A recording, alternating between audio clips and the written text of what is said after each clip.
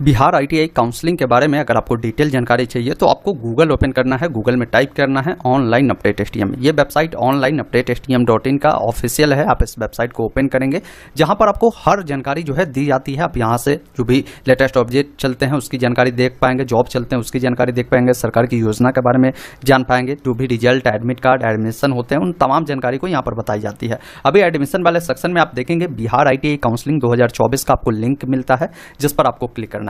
अब काउंसलिंग के बारे में पूरी जानकारी आपको बताई गई है जिसको समझना बेहद जरूरी है, क्योंकि कई बार काउंसलिंग जब होता है बच्चे काउंसलिंग ही नहीं कर पाते। उनको लगता है मेरा ये जो रैंक आ चुका है इसके बाद मेरा नामांकन होगा। जी नहीं, ऐसा बिल्कुल भी नहीं है। अभी जो रैंक कार्ड आया है, रैंक कार्ड आने के बाद अगली जो सीढ़ी आपकी होगी वो काउंसलिंग प्रक्रिया ही होता है। अब कहेंगे सर ये काउंसलिंग प्रक्रिया आखिर में होता क्या है, इसमें करना क्या होता है, ये थोड़ा सा बताइए।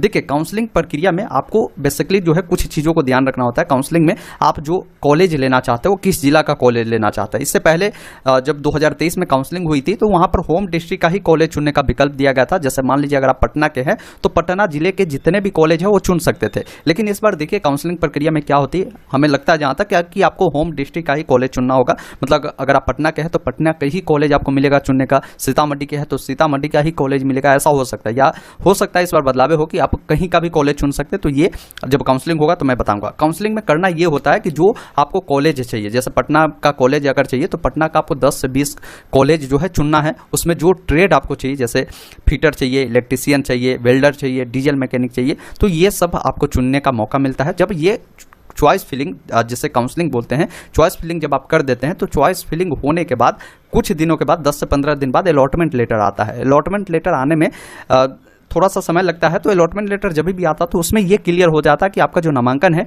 किस कॉलेज में हो रहे हैं, किस ट्रेड में हो रहे हैं, और साथ ही साथ आपको जो नामांकन जो करानी है कब से कब तक करानी है, ये डिटेल आपका अलॉटमेंट लेटर पर दी जाती है। तो अभी फिलहाल जो है आप सभी का काउंसलिंग प्रक्रिया अब स्टार्ट होंगे। काउंसलिंग प्रक्रिया कब स्टार्ट होंगे, तो ये जुलाई महीने के प्रथम सप्ताह से शुरू होगा और जुलाई महीने तक ही आपकी काउंसलिंग प्रक्रिया चलेगी। तो रिजल्ट आने के बाद काउंसलिंग सभी बच्चों को करना है। ये बिल्कुल फ्री ऑफ कॉस्ट है, इसमें कोई पैसा आपको नहीं देना है। देखिए अब यहाँ पर डॉक्यूमेंट के बारे में मैं जानकारी दे दूँ। ये कुछ डॉक्यूमेंट है जो आपको काउंसलिंग के समय लगेगा। जब काउंसलिंग करेंगे तो उसमें आपके ITI की जो एडमिट कार्ड है वो चाहिए, ताकि उससे जानकारी आप फिल कर पाए। जो ITI का भी रैंक कार्ड मिला है वो बहुत ही जरूरी है, उसको प्रिंट कर आप रख लीजिए। एक पासपोर्ट साइज का फोटो देना होगा। ईमेल आईडी जो फॉर्म भरते समय दिया होगा वो आवश्यकता पड़ेगी। इसके अलावा मोबाइल नंबर की आवश्यकता पड़ेगी। फॉर्म जो भरे थे, क्योंकि दोनों पर OTP जाता है, OTP को डालकर काउंसलिंग करेंगे। जब काउंसलिंग आपका पूरा हो जाता है तो उसके बाद एडमिशन जब होता है, जब अलॉटमेंट लेटर आ जाता है, तो जो कॉलेज आपको अलॉट होता है वहां पर आपको डॉक्यूमेंट वेरिफिकेशन करवाने जानी होती है। अब ये वेरिफिकेशन के काम जनरली अभी तक जितने साल में देखा गया तो ये पटना में ही होता है। आपकी काउंसलिंग का डॉक्यूमेंट वेरिफिकेशन तो पटना में जो एयरपोर्ट है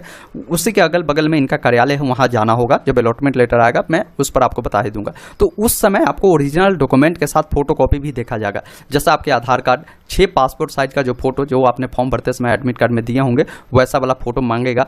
इसके अलावा आपका जो ओरिजिनल एडमिट कार्ड है, जो परीक्षा दिया हुआ था, वो एडमिट कार्ड आपको रखना होगा। फिर जो अभी आप काउंसलिंग किए हैं, काउंसलिंग का प्रिंट आउट आपको लगेगा। इसके अलावा मैं आपको बता दूं, एक जो इनका होता है download print online field application form, जो कि पार्ट A पार्ट B होता है, ये भी आपको डाउनलोड करने का, जब काउंसलिंग की प्रक्रिया स्टार्ट होती है उस समय ये लिंक आ जाता है, वहाँ से इसको डाउनलोड कर लेंगे। फिर आपका जो अलॉटमेंट लेटर आएगा उस अलॉटमेंट लेटर का 3 प्रति आपको निकाल कर रखना होगा। फिर आपका वेरिफिकेशन स्लिप जो है ये भी डाउनलोड करना होगा। बायोमेट्रिक फॉर्म आता है, ये भी आपको डाउनलोड करना होगा। तो ये सब काउंसलिंग के समय आ जाता है, तो उससे आप आसानी से डाउनलोड कर पाएंगे। इसके अलावा जो आपकी 10वीं की मार्कशीट है वो चाहिए। कोई 12वीं स्तर पर फॉर्म को भरा है तो 12वीं की भी मार्कशीट आपको देखी जाएगी। कोई स्नातक स्तर पर फॉर्म भरा है तो स्नातक की भी आपको मार्कशीट देखी जाएगी। इसके अलावा जो आपका ये अगर 10वीं पास पर आप ITI करते हैं तो 10वीं का जो SLC होता है, स्कूल लिविंग सर्टिफिकेट, वो भी आपको जरूरी पड़ेगा। जब जहां नामांकन कराएंगे वहां पर आपको देने होंगे। तो ये सब दस्तावेज है जिसको आपको बनवाकर आपको रखने होंगे। अब काउंसलिंग होगा कैसे, तो काउंसलिंग के लिए आपको ऑनलाइन अप्लाई करना होगा। यहाँ पर ऑनलाइन अप्लाई का लिंक मिलता है, लिंक एक्टिव होगा तो यहीं से आप ऑनलाइन अप्लाई कर सकते हैं। अभी बस आपको रैंक कार्ड को डाउनलोड कर रख लेना है। अब मैं आपको बताता हूँ कि कितने रैंक पर आपको सरकारी कॉलेज मिल सकते हैं, ये कैसे पता करें। इसके लिए मैंने एक वीडियो बनाया है, इस वीडियो को देखिएगा, यकीन मानिए बहुत ही महत्वपूर्ण वीडियो है। हमने बहुत सारे टॉपिक को इसमें कवर किया, जिसमें बहुत ही बारीकी से बताया। वैसे मैं इस वीडियो में भी कुछ जानकारी आपको क्लियर कर देता हूं।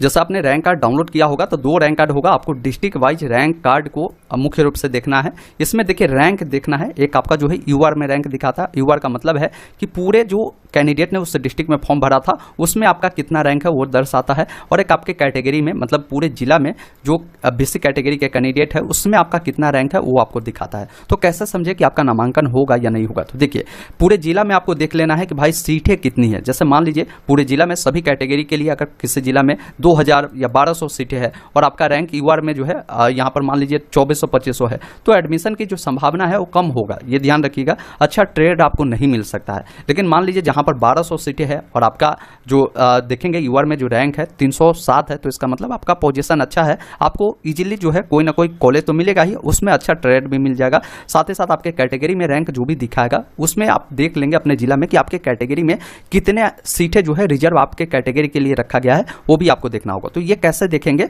तो इसके लिए ऑनलाइन अपडेट stm.in के वेबसाइट पर ही देखेंगे बिहार ITI रिजल्ट का जो लिंक मिलता है, इस वाले आर्टिकल को आपको ओपन करना है। नीचे आकर यहाँ पर देखेंगे टोटल सीट की डिटेल जो है यहाँ पर दी गई है, इसको पहले आपको डाउनलोड करना है।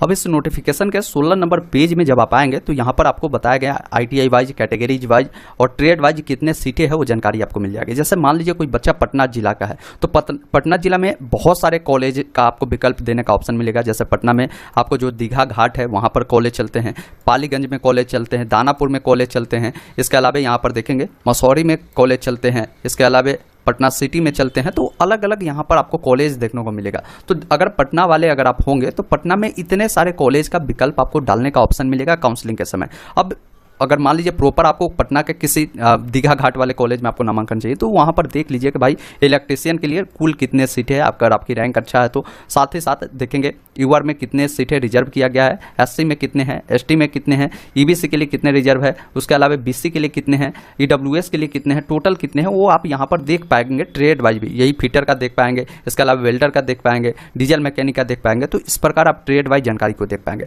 अगर पूरे जिला के सीट आपको देखना है तो नीचे जब आप आएंगे तो यहाँ पर टोटल सीट, यहाँ पर जैसे देखिए पटना टोटल सीट बताए गए हैं कि टोटल 2116 सीटें हैं। अब 2116 सीट है तो किसी का यूआर में अगर 2116 तक है तो उनका एडमिशन तो होना तय है, कोई ना कोई कॉलेज तो मिल ही जाएगा, इसमें कहीं कोई दिक्कत नहीं है।